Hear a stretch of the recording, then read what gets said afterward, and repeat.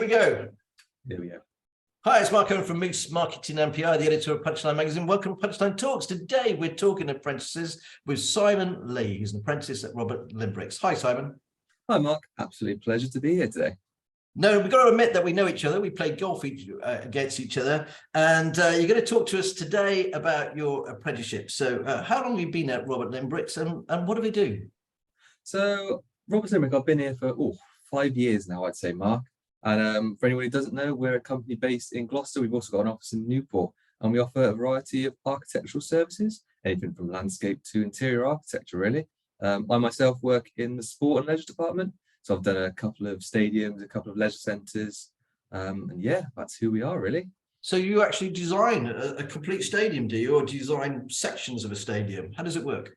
Well, we do full-scale stadiums sometimes. Personally, myself, I've mostly worked on leisure centres. So recently I helped design and deliver a leisure centre in Melksham, which was my first project I saw kind of all the way through, which was fantastic. We've also recently been involved in the Sandwell Aquatic Centre. I'm not sure if you know about that. That was one of the main venues at the Birmingham 2022 games, which was, yeah, fantastic for us as a company. And the games went really well, so.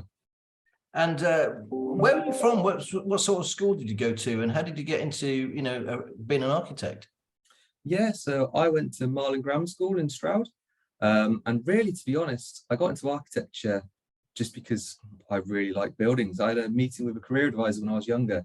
I was going through a list of things that you could possibly do, and all I really wanted to be was an architect, to be able to think of what sort of impact I could have on the world. I could build something.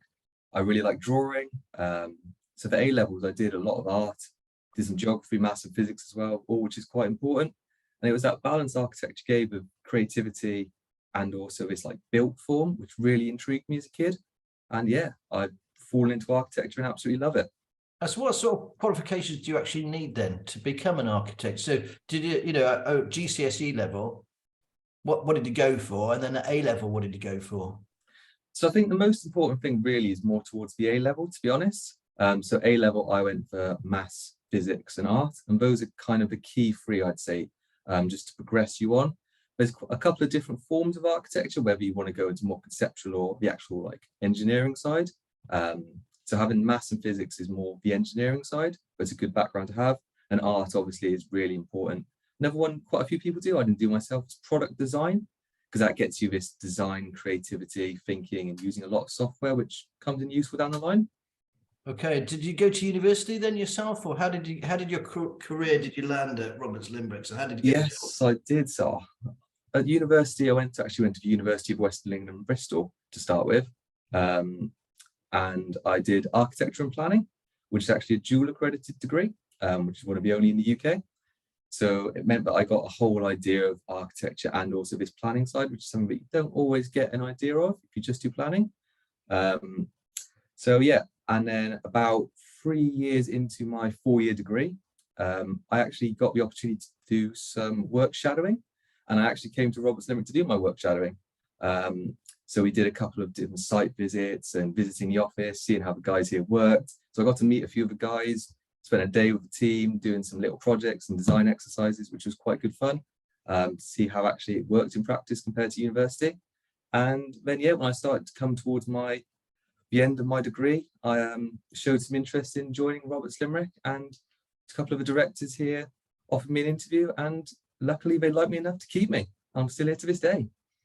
Now, obviously, you work with, there's a lot of women in architecture as well, isn't it? It's a broad church, isn't it? 100%, yeah. We've got a lot of women in our office. On my course as well, during the apprenticeships, I know we'll talk about later, I'd say we're probably about 50% women as well. And it's fantastic to see this equality within the workplace. And yeah, hopefully it just continues to grow. And what sort of levels did you have to do then, and to progress to where you are now? Because how old are you now? I'm now 27, amazingly. I know I don't look it, but 26 years old, I'm afraid. So yeah, just to talk everyone through what you do. Obviously, everyone does your A-levels, which gets you onto your university course, which is an undergraduate course. To do architecture, there is 3 parts. So there's your part 1, which is your university course. There's your part 2, which means you do a year in industry, and then you do another bit of your qualification, and that allows you to do your part 3, which is your full chartership.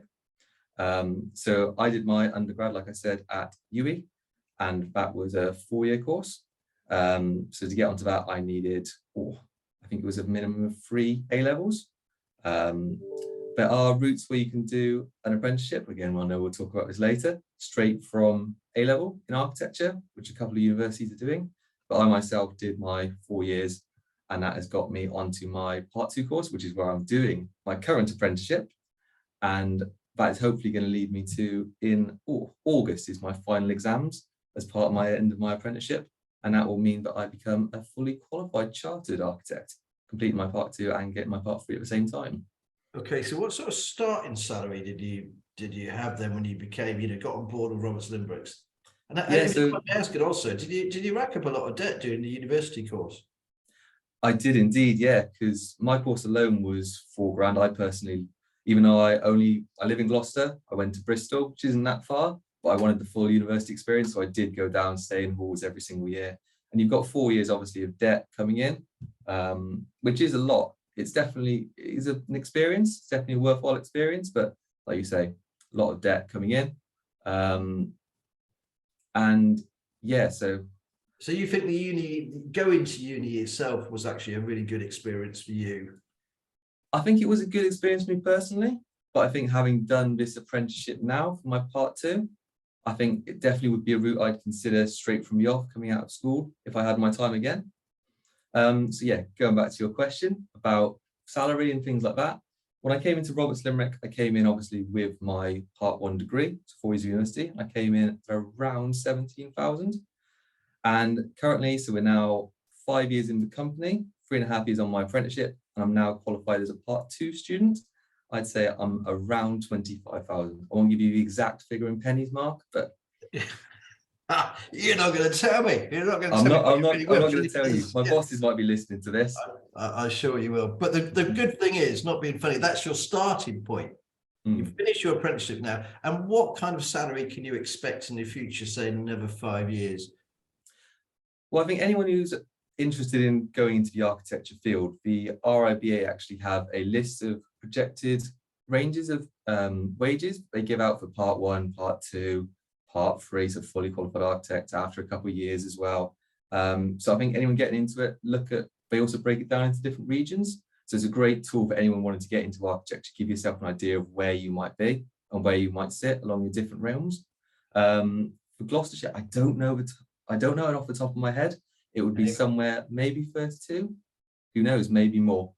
But some of the guys I know in the office drive some very nice cars. They do indeed. I personally myself don't yet, but maybe one day we'll get there. One day we'll get there. So your number one, if you had a chance, you're standing in front of a whole stream of young people, what was one thing that you would say to them about taking an apprenticeship? What did you get out of it? Yeah, so this is one thing I feel really passionate about actually, because I was actually an apprentice rep on my course, which I did, and I've actually done a couple of lectures to potential apprenticeships to try and convince them to do it themselves.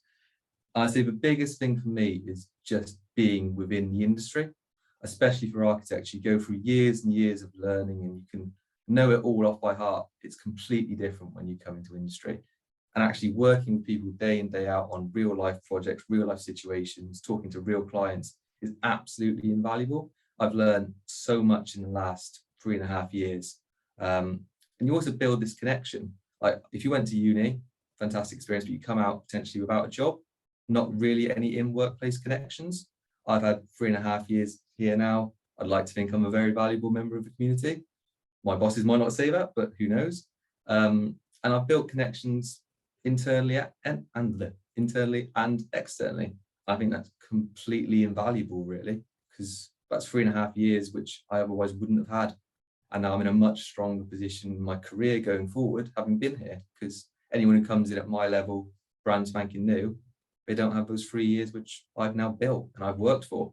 So I really recommend to anyone, it gets you out into the real world and you can still learn. I'm still learning every single day, but I'm learning and being able to apply it, which just helps to keep it all in there and really progress yourself on beyond what you otherwise could be, I'd say. Simon, thanks ever so much for joining us. Hopefully we'll catch you up very soon on the golf course. Mark, be an absolute pleasure. Thank you very much, mate. Bye-bye.